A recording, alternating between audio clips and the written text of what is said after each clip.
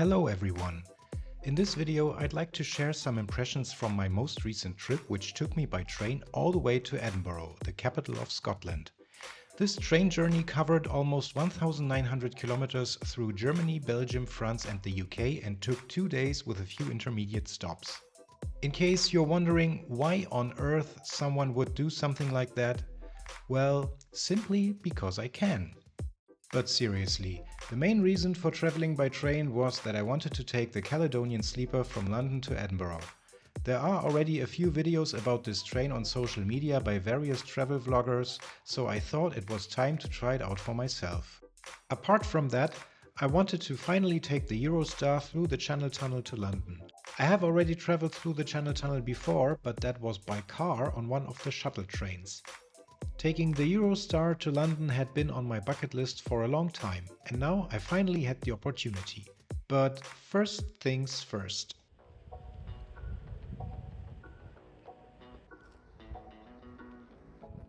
Every journey begins with the first step. In my case, it was the regional express train to Berlin main station.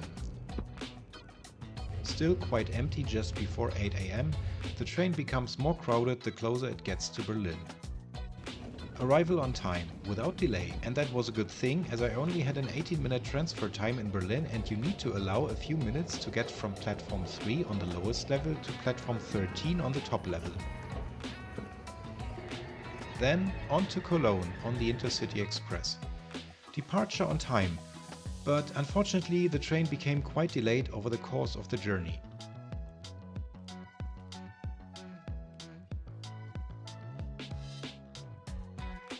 Shortly after Hanover, the train slowed down for a while for no apparent reason. As I later learned, this was due to a damaged catenary which caused the first 10 minutes of delay.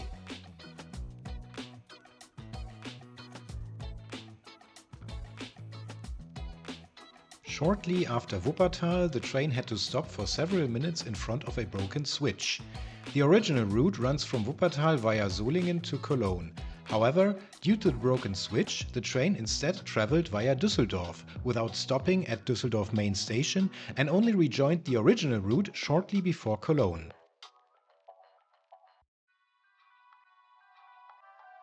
By the time the train was finally pulling into Cologne main station, all these unexpected problems had added up to a total delay of 50 minutes. However, this wasn't a problem for me as I wasn't in a rush and Cologne was the end of the first leg of my journey anyway. In Cologne I also had what was probably the best value hotel of the entire trip. Just a 5-minute walk from the main train station and at 114 euros per night including breakfast, I think it's quite affordable for a 4-star hotel. And since I arrived in Cologne quite early despite the delay, I was able to spend a relaxing afternoon there before continuing on the next morning.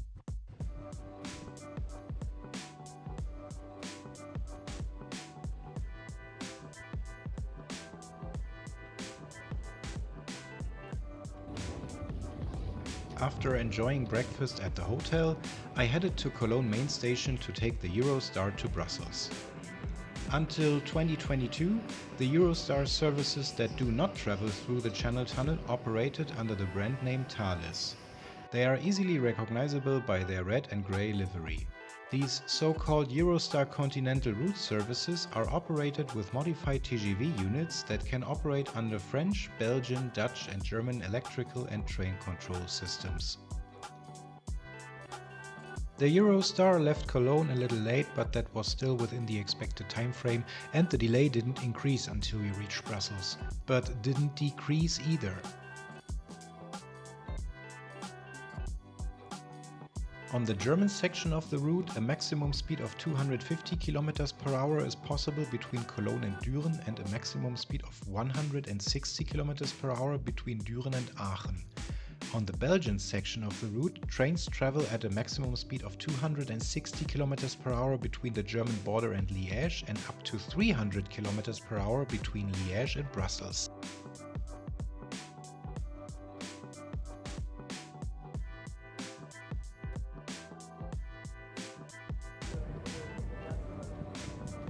In Brussels I had a layover of more than 2 hours. Plenty of time to change trains and clear passport and security checks for the UK.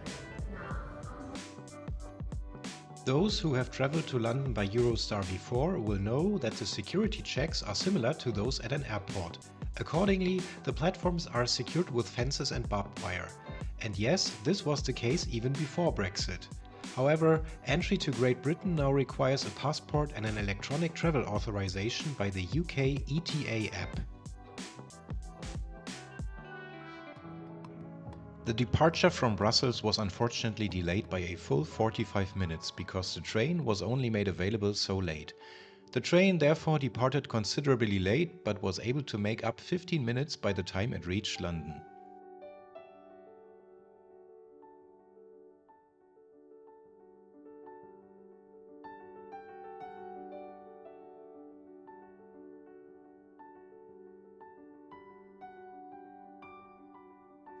Despite the delay, the journey was very pleasant and, above all, very fast. Between Brussels and London, Eurostar trains travel at a top speed of 300 km per hour, making only one intermediate stop in Lille in northern France.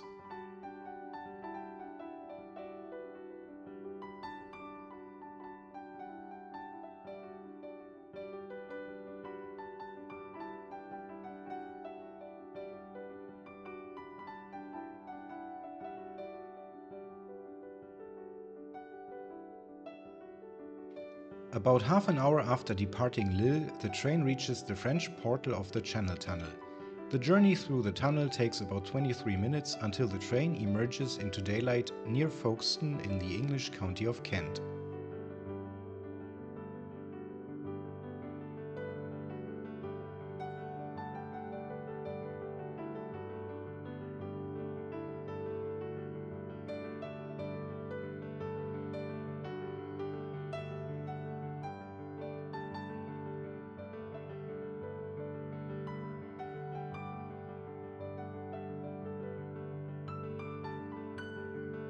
Just about 40 minutes later, the train arrived at its destination, London St Pancras International Station. If we hadn't departed Brussels 45 minutes late, we would have been perfectly on time. In other words, the actual journey time was even faster than scheduled, as the train managed to make up 15 minutes of the delay.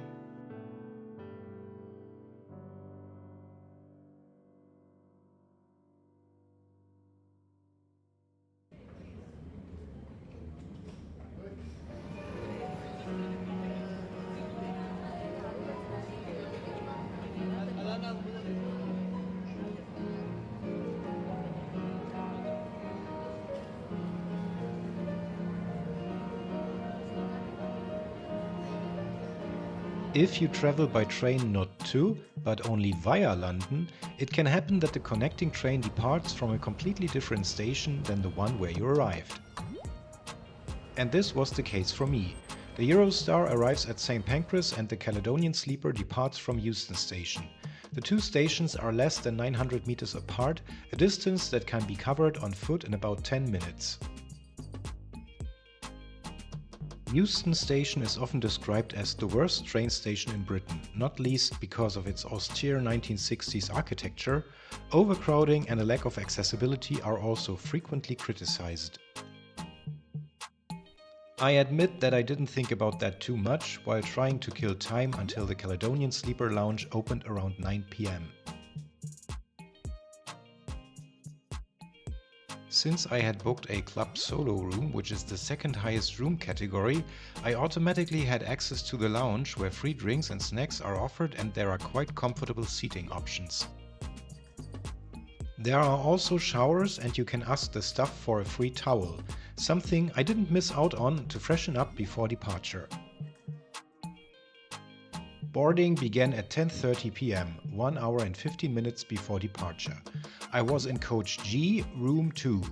The aisle was quite narrow, barely wide enough for my bag. As you can see, I had some difficulty moving forward. Luckily, no one was coming the other way. The rooms are somewhat cramped, which is probably partly due to the narrow British loading gauge. But I think that you can probably not expect much more from a sleeping car. The reason for the narrow side aisle probably also is to allow for more width in the actual rooms.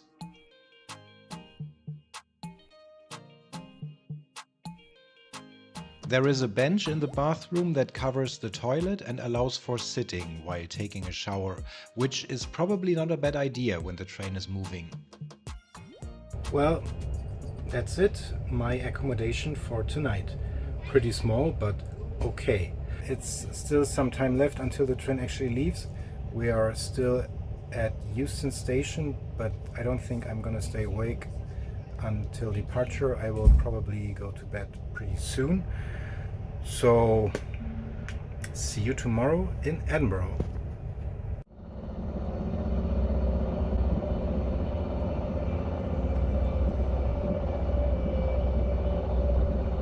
When I woke up the next morning, the train was already traveling through southern Scotland. This Caledonian Sleeper was made up of two train sections, with the front one going to Glasgow and the rear one to Edinburgh. The train splits in Carstairs, about 31 miles south of Glasgow, where the line to Edinburgh branches off from the West Coast Main Line. While the train was stopped in Carstairs to uncouple the front section, I took a shower, which was easier while the train wasn't moving. Afterwards, I went to the dining car for breakfast. I had already chosen my breakfast the previous evening.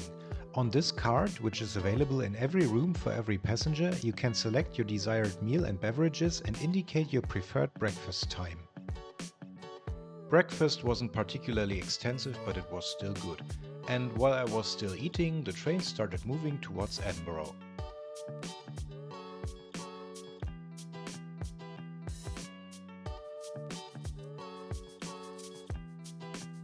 Just about 25 minutes after departing Carstairs, the train was pulling into Edinburgh Waverley Station, perfectly on time.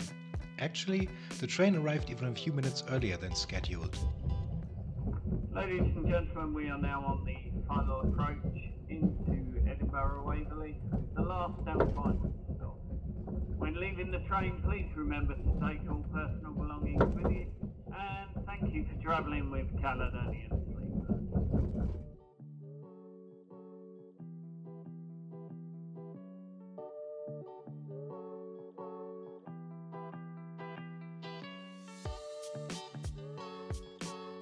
So, about 48 hours and 1,900 kilometers after my departure, I had reached the destination of my journey, Edinburgh Waverley Station. While the journey on the night train was relatively comfortable and I had managed to sleep for a few hours, I still realized that I was actually lacking some sleep.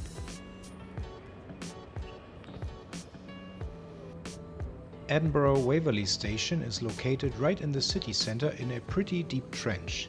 Consequently, there is a significant difference in elevation that must be overcome to reach street level.